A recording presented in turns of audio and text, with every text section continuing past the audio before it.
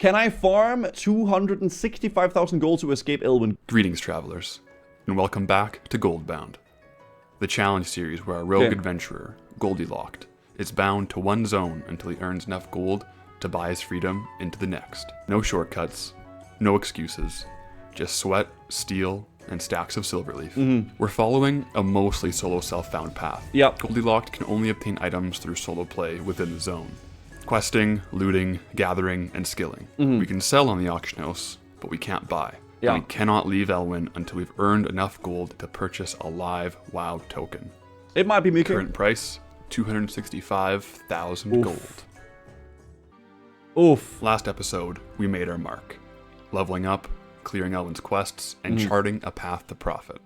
From rare spawns and herb loops, to pickpocketing bandits and mining copper veins, we started learning the rhythm of the zone, and the gold it's hiding.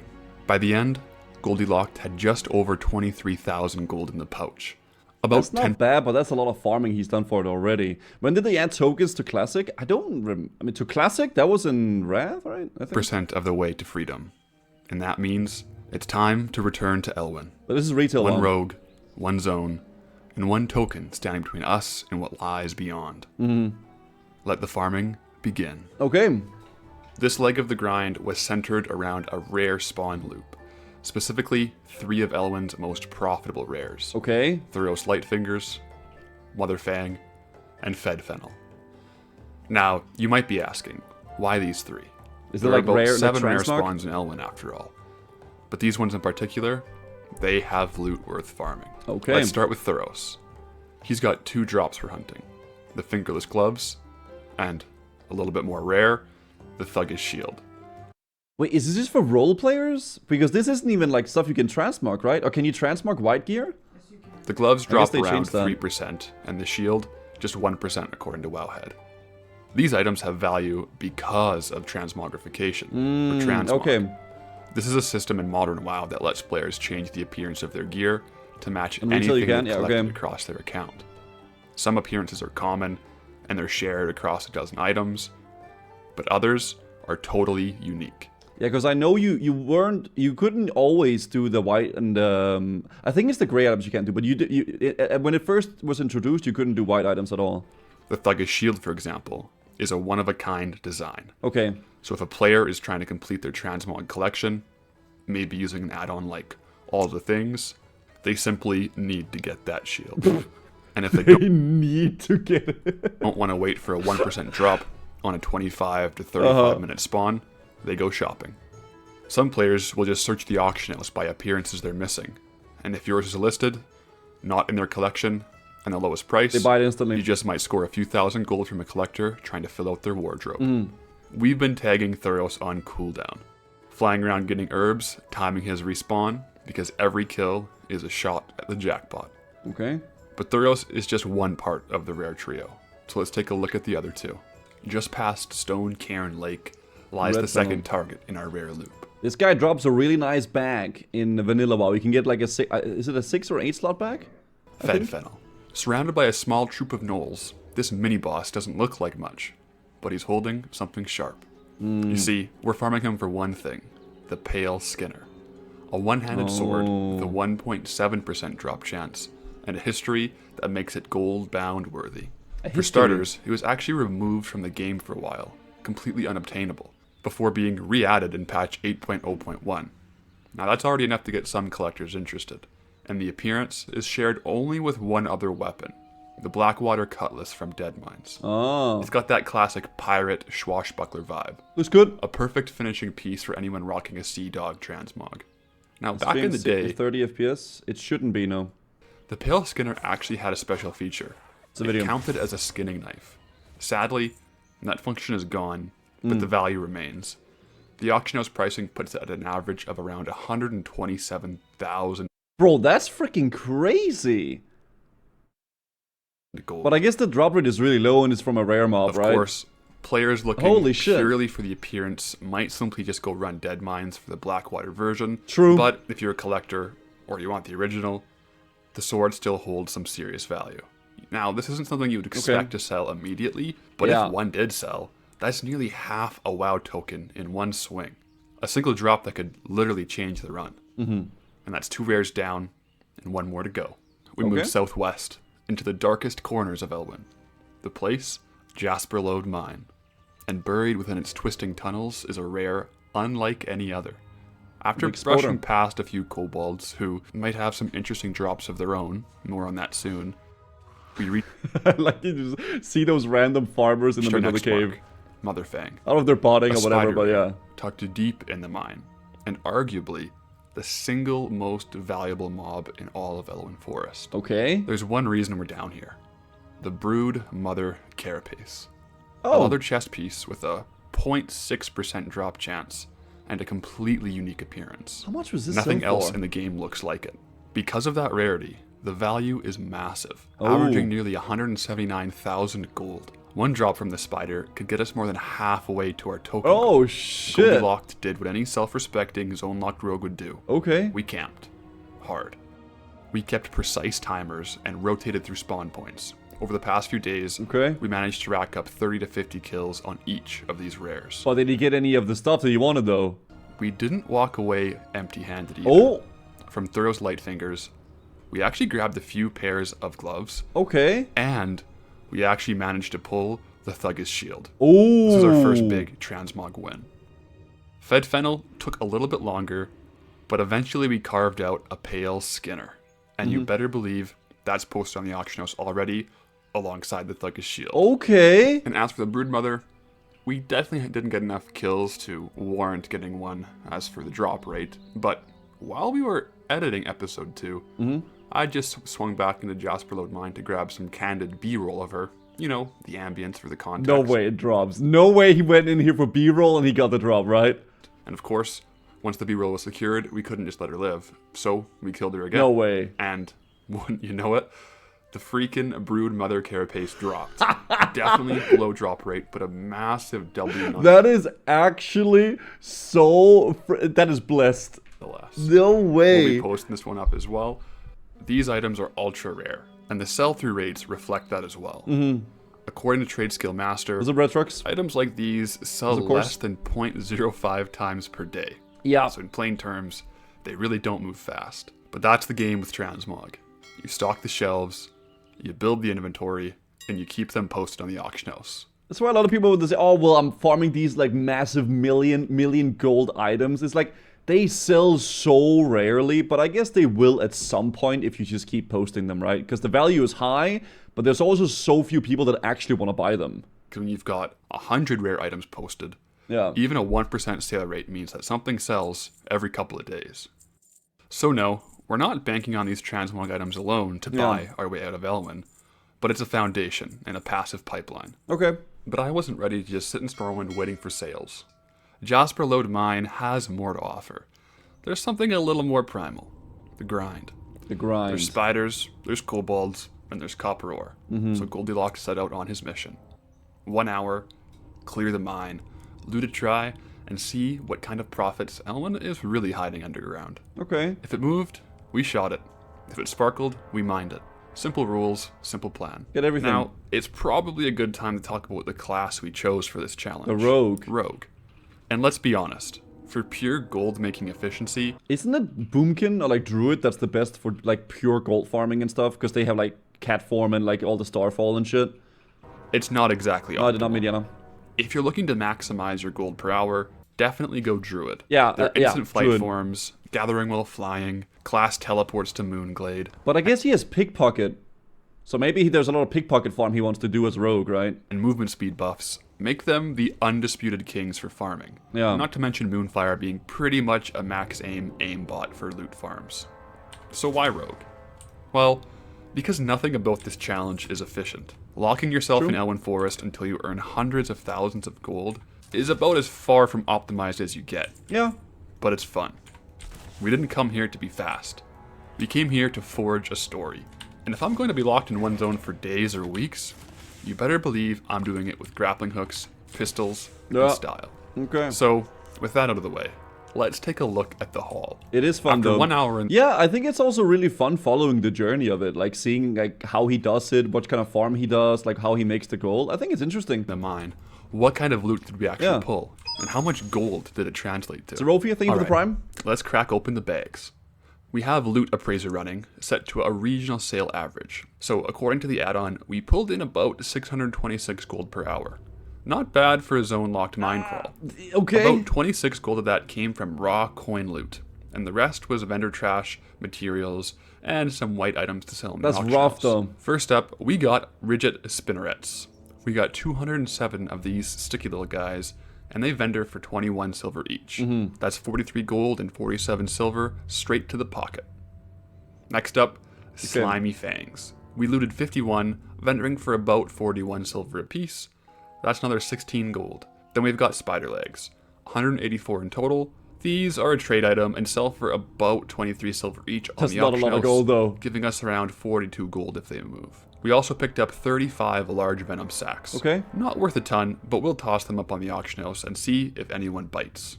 Toss in a handful of linen cloth, maybe worth 1 gold, and 29 copper ore from scattered mining nodes.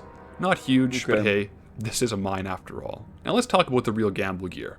The random greens and whites we got along the way. Some of them. Transmog will probably be the biggest seller of this stuff, man, because there's so many Transmog farmers. It's like Transmog stuff, like for collectors, and then like the profession things, right? Some were from our 3 Motherfang kills, and others from kobolds scattered through the mine. Yeah.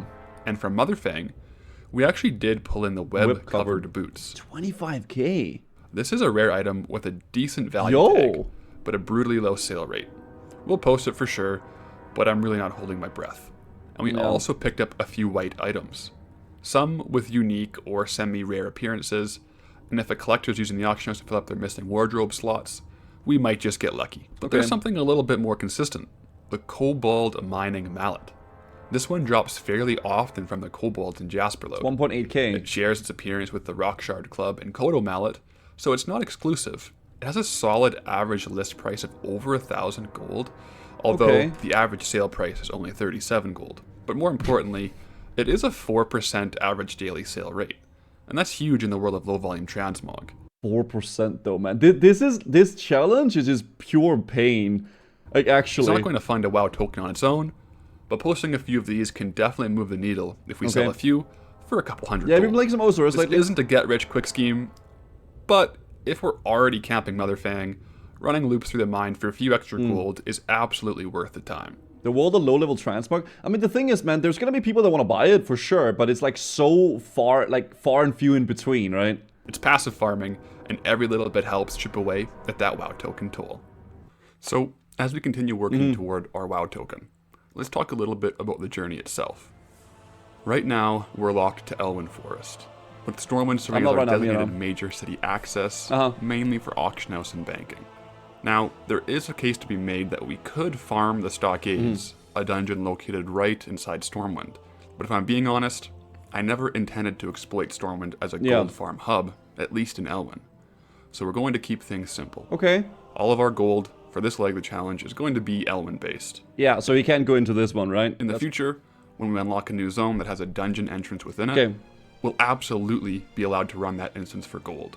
I feel like people watching these videos will buy the Mog for gold unless he recorded a while ago. Yeah, I was actually thinking about that a few minutes ago. It's like a lot of these things that he set up, maybe people are gonna just buy them and maybe it's gonna quote unquote ruin the challenge a bit in a way, but I don't know, maybe he recorded it a while ago, who knows, right? It also, like, if people actually end up buying it, then I guess he's still selling it, so yeah.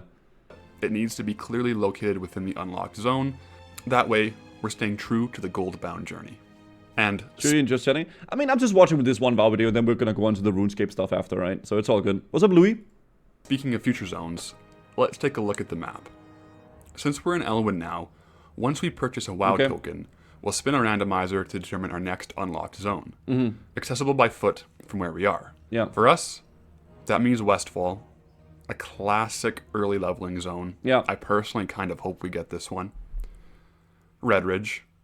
This one would be interesting, but unfortunately there's no dungeons located in Redridge. Yeah. Or no, Razor, I was just joking. I'm watching this video and we're gonna jump onto the RuneScape stuff afterwards. It's a meme. I'm just kidding around. I am gonna be hopping on some RuneScape stuff in a sec. Starting zone of Dunmoreau, accessible through the Deep Run tram. And speaking of the randomizer, be sure to comment and Good to see you, subscribe, Louis. How are because you doing? Good. Every token that Goldilocks uses and activates, we'll be giving away a WoW token to a subscriber and commenter. Okay, cool. And yes, there are other ways out of Stormwind.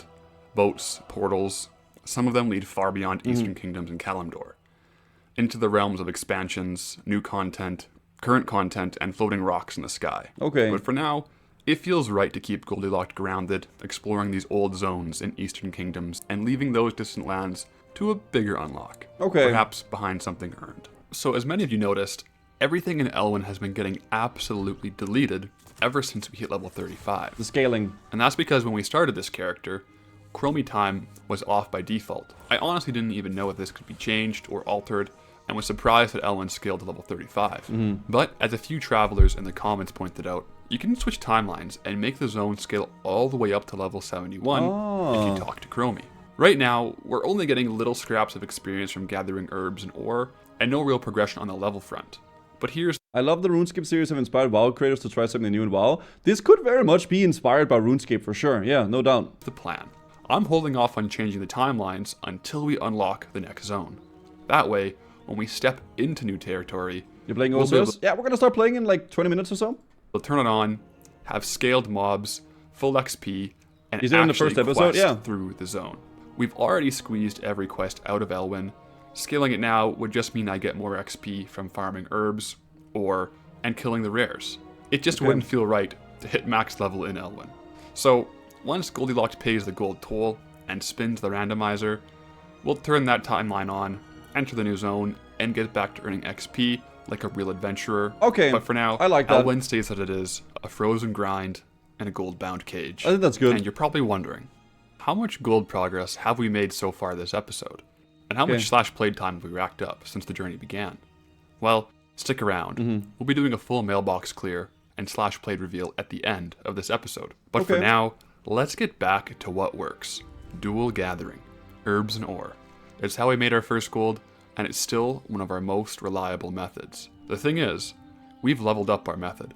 Goldilocks getting smarter, faster. Yeah. We've mapped out the zone and found some hidden secrets within Elwynn. Another video. It's like 7 more minutes. I think the best play is probably like to farm those like big juicer items that you can just like keep setting on the auction house and then getting a more consistent gold thing, I think. So now, we're putting our refined gathering route to the test, with a few improvements as well. So let's see what the new meta looks like. First off, as we leveled up, something happened. Something very retail. Our mount speed increased automatically. Oh, No I didn't training, know you could do no that, clicks. actually. Just one day we were zipping through Elwynn like a rocket-powered pigeon. And that makes a huge difference in farming loops. If you remember from last episode, we discovered a little flip with herbalism, where we would gather with the skill, and then drop herbalism, learn inscription, and mill the herbs down and reset. We found a similar shuffle for copper ore. I'll break that down soon, but first, let me show you something even weirder. Okay. During one of the many, and I mean many, hours of farming, something strange happened. I was able to gather copper ore while still mounted. I thought only druids could do this actually. I thought that's why druids were so freaking OP, because they can just fly around in their flight form, right? At first, I thought it was lag, a fluke, but then it happened again a few minutes later. Turns out, if you hover your mount about 1 to 3 feet above the ore, close enough to interact, but far enough that you don't land, it lets you mine without dismounting. What? Unreal. Sadly, herbs do not work the same way. You still have to dismount to gather those. Actually, okay. And while there are tools and mounts in the game that let you mine herbs while mounted, or if you just rolled the druid, Goldilocks doesn't have those. Not yet, at least. But thanks to our upgraded mount speed and 0 downtime between ore nodes, we managed to push some serious numbers. Okay. So I ran a full hour of focused farming, 0 distractions, just pure gathering. Then I stopped, reset the timer, and began processing everything, testing the efficiency of what I now call Goldilocks Elwynn Forest Shuffle. So first, let's take a look at the breakdown of the raw farmed materials. 297 copper ore, Okay. 197 That's a silver, lot of farming. 116 peace Holy bloom, 134 earth root, and some assorted gems and rough stone on the side. Okay. Honestly, not bad. This is a pretty big improvement over our gold an gathering hour, yeah. rates from the last episode, all without leaving Elwynn at all. But this is still just the beginning, because it's time to do the Elwynn Shuffle. First up, we're going to go ahead and smelt all the ore down. This takes a few minutes to process all this ore, but that improves our gold by about 1 gold per ore. That's not bad. That's decent, but we can still do a lot better. Like 300 more the gold. next step is to pivot into engineering. We just have to craft enough rough blasting powder to hit 30 engineering. Okay. Then we simply go back to the trainer and learn a single recipe. The handful of copper bolts. I mean, it's all this, people buy all these because that's the main thing you use for like leveling engineering, right? And they don't want to go farm the ore. Yep. Who would want to do that? Before you run back to the forge, don't forget to pick up a blacksmith hammer from the trade goods vendor. Yeah. Otherwise, you'll just be running back again. Not exactly min-max, just minimal brain. From here it's simple. 1 copper bar will go into a handful of copper bolts. It takes a while, but these bolts sell for 9 gold each. Okay. So, by running this simple 2-step process, we more than double the value of our copper ore. That's not freaking Sure, bad. it takes some time, Is it darker? Good but morning. This is just some AFK time to watch YouTube in the background. And then we move on to the herbs. And this is the exact same herb shuffle that we've run before. Get inscription at level 1, Appearance. just high enough to mill, pretty easy. And we make sure again, we're only milling what we have in our bags, even though there's some in our bank that we could technically mill. And for this, we're simply just converting the silverleaf, paste bloom, and earthroot into alabaster pigments so that we can sell. This is kind of smart though. It's a cool way of learning. Milling, the shuffle is complete. And now we're sitting on 297 copper bolts. That ain't bad. Valued at around 9 gold each. Alongside that, we have 266 alabaster pigments, and these go for around 12 gold apiece. And that's a total processed value of about 5,865 gold. I mean, after an hour of farming, plus maybe like, what did he spend, like half an hour extra? It's still gonna be a lot of hours to get to 230k, but yeah. And the total time to make that, just 1 hour and 21 minutes. And that's farming and processing. Which, if you average it out, gives us a gold per hour of 4,300. That's not from flipping, not from rares. So 10 hours is 40k, 100 hours, so like around 50 hours of farming like this and you could get it. Just gathering and refining. Just an hour, work IRL and buy a WoW token. Yeah, but it kind of ruins the point of the video, right? But yeah, I guess you could just work a real job and buy the currency, but that's kind of not what the point is. Starting zone. Now, to be fair, we'll likely sell some of these earth roots and copper ores raw, and we'll probably sell some of the copper ores as copper bars, but we'll try to sell the most of them as the bolts and as the pigments. This is just because the starting zone, the materials here, while they sell, there's still a little bit of slow movers, if everything and sells. sometimes it's better just to offload them quicker. But regardless of the split, this is hands down our most consistent farm so far. And it's going to be the method that brings in the most steady and predictable gold. Okay. And in a challenge where zone progress costs over He is allowed to use dungeons, yeah, but he's not going to be doing stockades, because stockades is technically not Elwynn Forest. 260,000 gold, we're going to need both. Yeah. Now, I have heard some whispers, rumors of a different kind of farm here in Elwynn Forest. One that could, allegedly, skyrocket our gold per hour. Is he gonna go to a freaking RP server? And there's no way he's gonna do that. No RuneScape. We're hopping on RuneScape right after this. Yeah. And apparently, there's no way. Right here, in Goldshire. Unfortunately, an initial analysis suggests that we might need to pick up a realm transfer. No. And maybe even some, well, cosmetic enhancements. So for now, we're gonna go ahead and leave that particular gold farm to the professionals. Or to Nat Pagel. If he ever stops fishing long enough to realize what's really biting. He's really gonna do it, huh? So, with a few hours of the Elwynn shuffle wrapped up, our bags were full, our bolts were stacked, and the pigments were ready to move. We squeezed just about every coin that we could out of the forest this week, at least for now. So, it's time.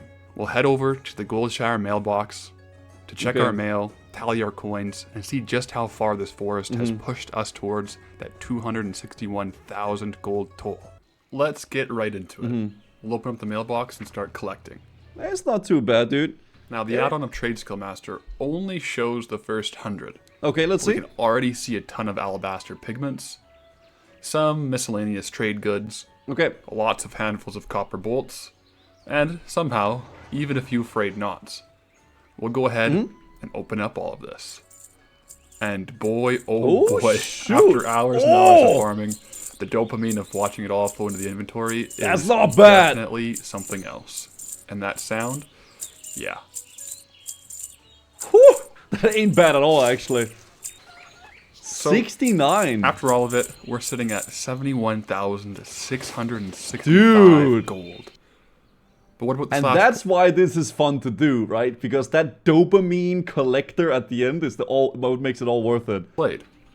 Well, first let's have a quick look at our ledger. Yeah. It looks like the frayed knots have really fallen off in price since the last video, but we've definitely moved quite a few. I'm thinking the frayed knots might have a little bit of a supply and demand issue at the moment. Yeah. There's still a ton of alabaster pigments moving, but unfortunately, no big ticket transmog items yet. Cool. All in all, even to vendors and to the auction, the add-on is saying we've sold over 11,000 items. Damn. And let's take a look at the slash played for all of that. 2 days, 3 hours. Let's do the math. That's around 1,405 gold per hour. Not bad, but I better get back to work. So here's episode 1 if you haven't caught it yet. And also, here's episode 3 once it's released. That's really freaking cool. I like this video a lot, chat. We're gonna watch the next episode some other time here. But awesome video. I think it's really fun following along. What kind of like, I don't know what styles of gold farming he comes up with and what stuff he like goes along with. So that's awesome. I don't know if he's gonna go for the Goldshire route. I have a feeling like he's not gonna do it though, and he's gonna keep doing it the ethical way. I highly think he's gonna go to Westfall next though, because Dead Mines would be a no-brainer, right? Let's be honest. But really awesome video. I really like this, guys. Check out Pathrix. He is apparently inspired by some OSRS players as well, which is really, really cool.